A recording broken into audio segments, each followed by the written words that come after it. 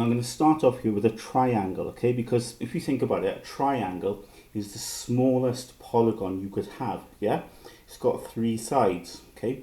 You can't have a 2-sided polygon, okay? Try and draw it if you want, 2 sides, but there's no way you can get 2 sides to sort of form a chain so that you have a closed shape. So 3 sides is the smallest polygon. Now in the case here, I've actually drawn out an equilateral triangle as we saw before. So we know all the sides are equal, all the angles are equal, okay? And of course equilateral triangle there. With this here, we can sum the angles, okay? So when it says here about the sum of the interior angles, okay? Of course interior just means inside, doesn't it, okay? So when we're looking at the sum of the inside angles, sum of the interior angles, it would be adding these 3 together, yeah, and we get 180 degrees. Of course, we know that about a triangle.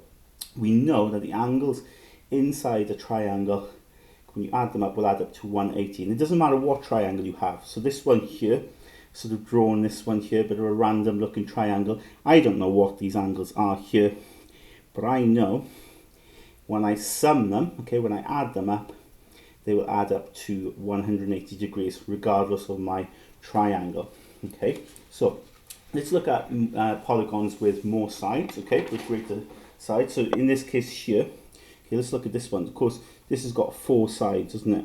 Okay, so number of sides, I'm going to write 4 there. And we're asked for the name of this type of polygon.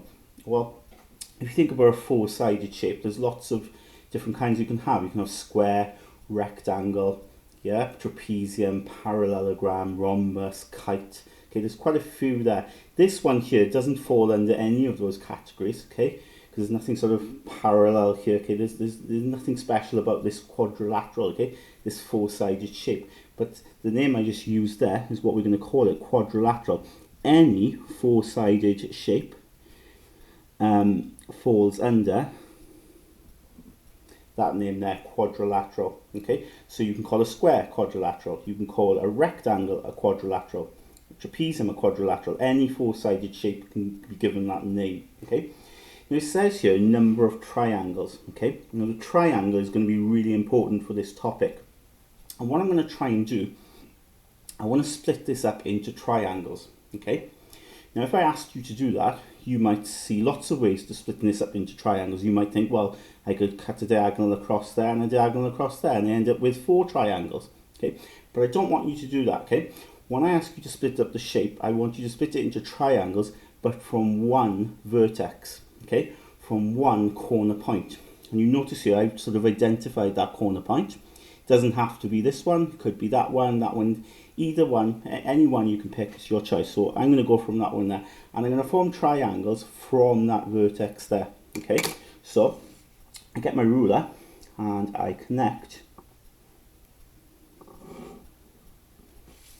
okay, that corner point to this corner point here, and you can see I've got 2 triangles, okay? Now it says then the sum of the interior angles. Of course we know it's a quadrilateral, we know it adds up to 360.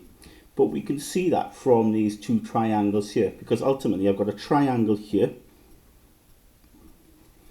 where the angles inside, of course, are going to add up to 180. And I've got a triangle here where the angles inside also add up to 180. So when I put all those angles together, so if you think about it, when I connect that angle and that angle, okay, that will create the big angle there of the quadrilateral, that angle, those 2 angles will create that big angle there, and then that angle. When I combine them all, okay, it gives me the total of the quadrilateral, which is these 2 combined, 360 degrees.